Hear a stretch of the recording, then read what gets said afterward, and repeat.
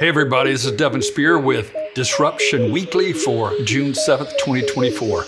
Let's jump right in to yet another example of what's happening in the Silicon Valley AI space. This one's about NVIDIA. NVIDIA is now, at least on Wednesday, was the most valuable market cap company in the world, surpassing Apple and Microsoft. At one point, they touched $3 trillion. I think it's come down a little bit since then. Next week, NVIDIA is supposed to have a 10-for-1 stock split. So everybody can afford to buy one share of NVIDIA. A lot of people can afford to buy one share. Maybe it'll be $120, $30. And this is all based on, an announcement. I guess the newest hype is an announcement from Jensen, the CEO, that says they're launching a whole new product line in 2026. That's a ways off, but it's going to. It's called Rubin, and it's going to outperform the current AI chip line. Listen, NVIDIA is not going away. Good luck, Intel and AMD. Let's see what happens in the AI chip world. OpenAI and Google, always in the news. Last week, two or three articles came out about a letter that former employees wrote around safety. The right to warn about artificial intelligence is what the letter is focused on, and they have some real concerns that OpenAI specifically is, where's this thing about the quote, that they are focusing on, or they have abandoned a culture of safety in favor of shiny products.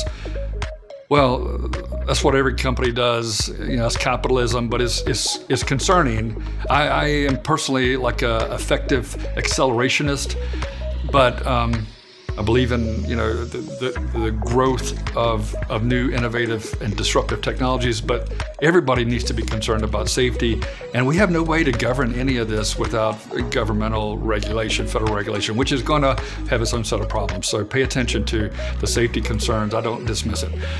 Also, OpenAI has been reported in many outlets to have struck a deal with Apple. Apple Computer is going to have their big worldwide developer conference next week.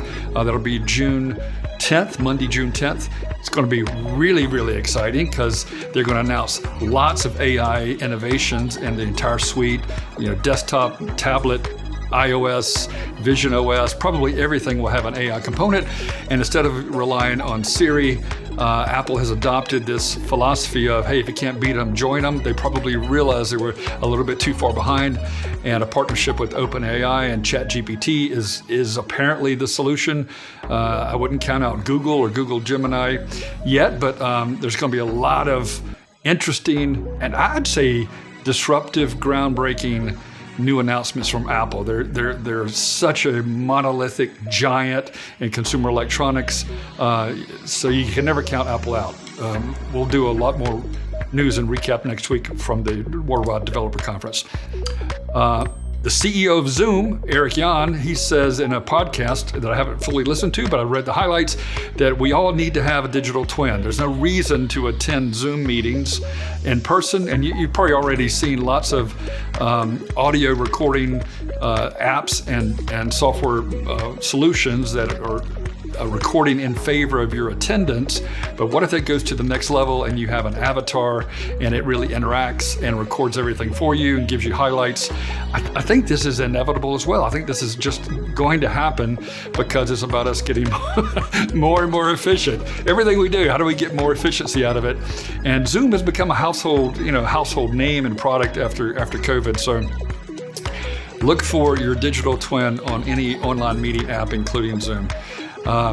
Near the end is this article about the Chief AI Officer revolution.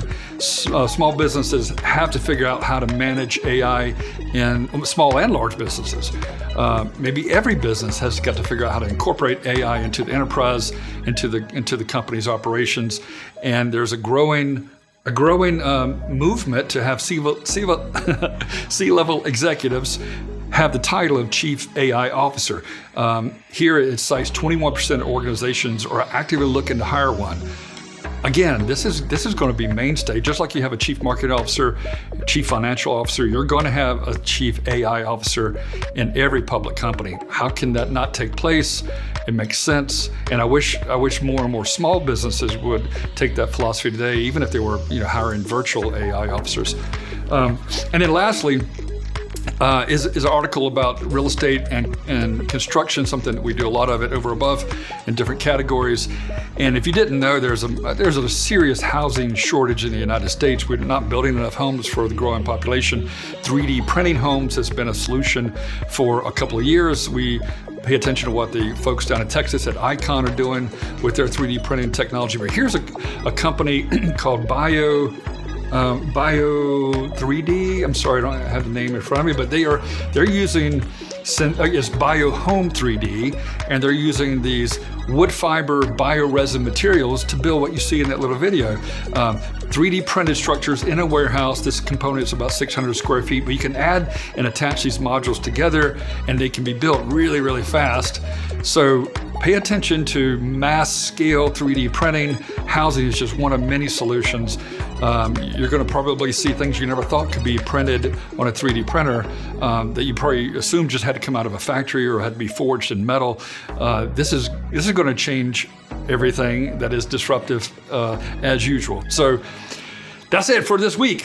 Disruption Weekly on June 7th, 2024. Hope you enjoyed the recap. I hope you subscribe to the newsletter, and I hope you have a great weekend. I'll see you next week.